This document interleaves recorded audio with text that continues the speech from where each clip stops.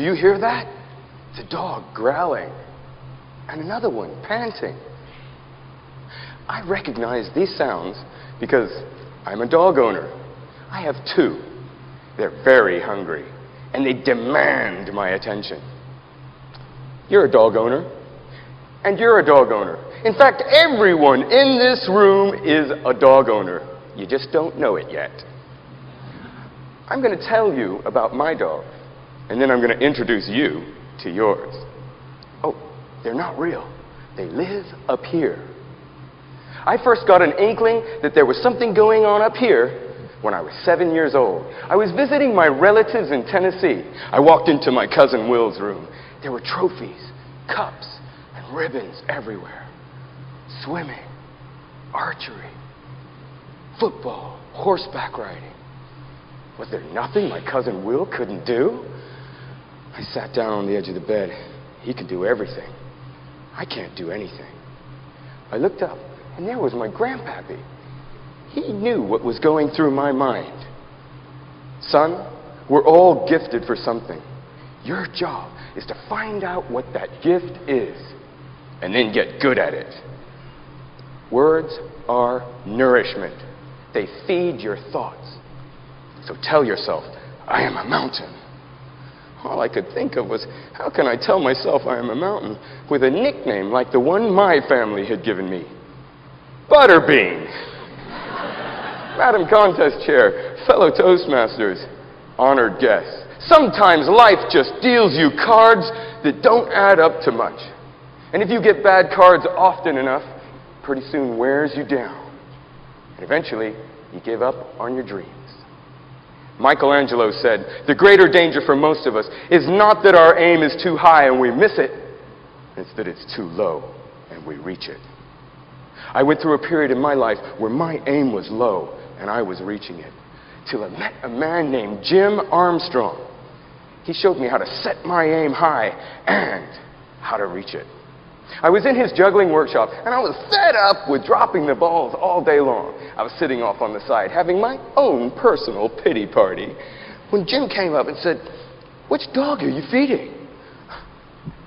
What? There's no dogs here. Oh, yes, there are. There's two dogs going in your head the whole time. And one dog goes, you're amazing, you're fantastic, you're the champ, you're the best, go for it. And the other one goes, who are you kidding, you worthless maggot? You never amount to much, and you never will. Why do you even bother? And at any given time, you'd be feeding one dog or the other. Now, if you want to be successful, you've got to feed the right dog. Eric, what do you do for a living? Well, I'm a background extra, but what I really want is my name in lights, a big fat check, and I wouldn't mind a new nickname while we're at it. Great, well, have some belief in yourself. Send your resume off to the biggest show you can find. And remember, feed the right dog. So I did. I sent my resume to the biggest show I could find. I got an audition. I remember standing at the back of the room, number 1471.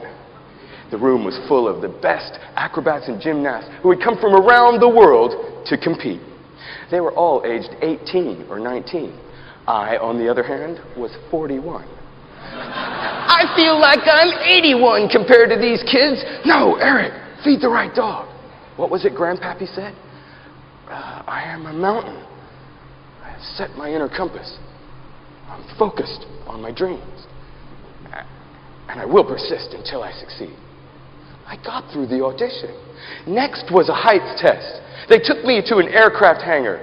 Inside was a tall carbon fiber pole 100 feet high with a crow's nest at the top.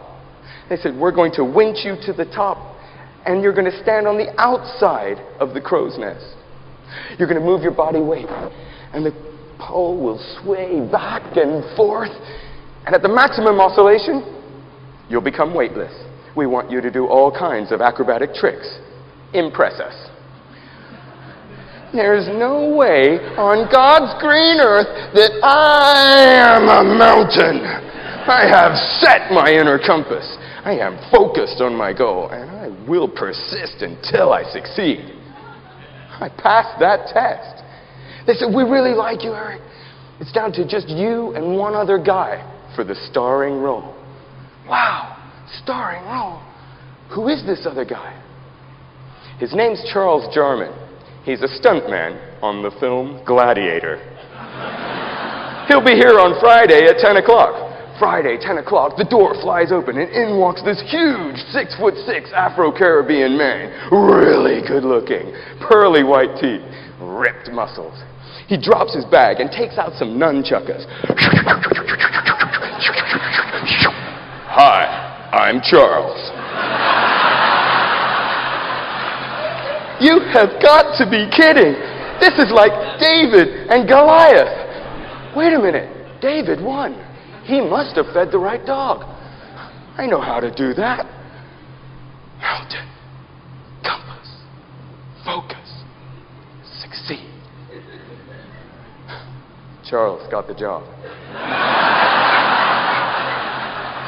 And so did I! They liked us both so much they gave us each a starring role. I got my name in lights. I got a big fat check. And they didn't call me Butterbean.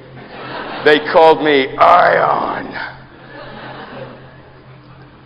Life is not a dress rehearsal.